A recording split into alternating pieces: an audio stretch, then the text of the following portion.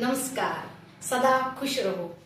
आज हम 7वीं कक्षा की बसंत पुस्तक का पाठ मिठाई वाला, जो कि भगवती प्रसाद वाजपेयी जी द्वारा लिखा हुआ है, का अध्ययन करेंगे।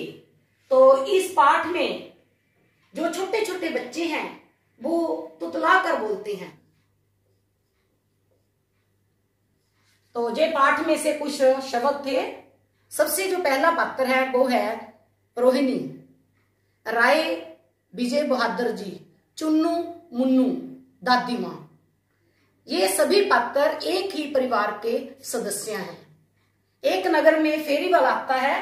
सबसे पहले बड़े अच्छे खिलौने लेकर आता है।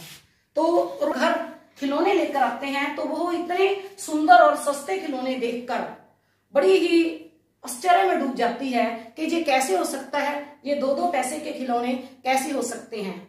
ऐसे ही 6 महीने बीत गए। फेरी वाला फिर आया। पिक में देख रहे हो, इसमें मुरलियां ये बेच रहा है। बच्चे उसकी आवाज सुनते ही उसके चारों तरफ हो गए। कोई उसके कंधे पर चढ़ने लगे, कोई उसको हाथ लगाने लगे।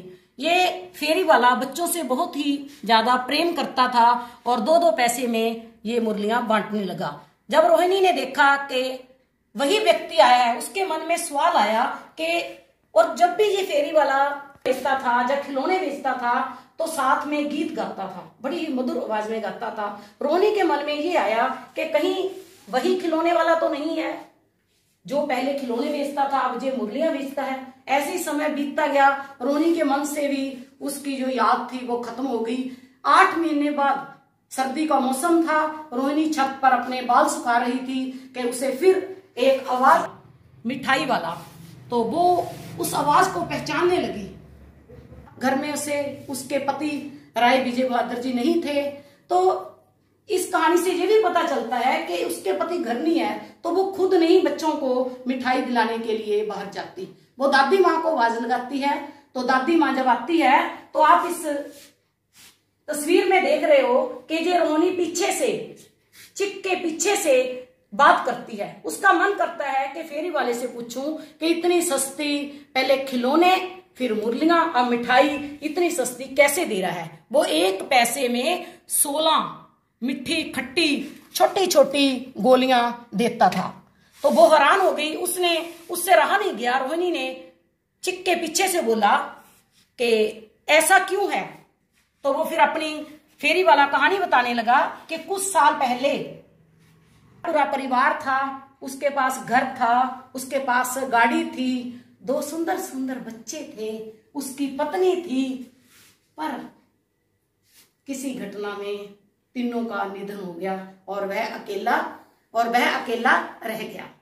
तो उसका बात करते करते जब रोहिणी ने देखा तो फेरी वाले की आंखों में से आंसू उमड़ रहे थे।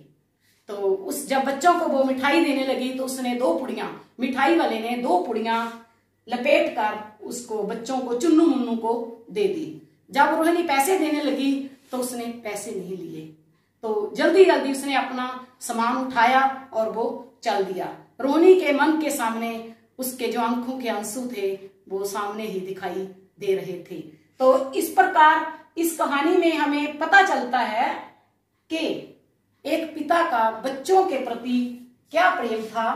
तो आज हमने क्या सीखा? दूसरे बच्चों में अपने बच्चों की झलक देखता था, इसलिए बच्चों को देखकर वह खुश होता था। प्रति सहानुभूति। इस तस्वीर में आप देख रहे हो कि जो रोहिणी है वो चिक के पीछे से बात कर रही है। इससे पता चलता है कि जो पहले महिलाएं होती थी वो बाहर नहीं आती थी, मर्दों से बात नहीं करती थी और पर्दे में ही रहती थी। परंतु आज ऐसा नहीं है। आजकल की महिलाएं पुरुषों के साथ कंधे से कंधा मिलाकर चल रही है। कोई भी ऐसा क्षेत्र नहीं है जहां महिलाएं पीछे हों। बच्चों, बहुत बहुत धन्यवाद। कल आपने अपने माता पिता से ये पूछकर अनुमान और कल्पना से एक पेज लिखना है, जिसमें लिखना है कि आज के फेरी वाले और उनके समय के फेरी वाले के व्यवहार में क्या अंतर था। धन्यवाद।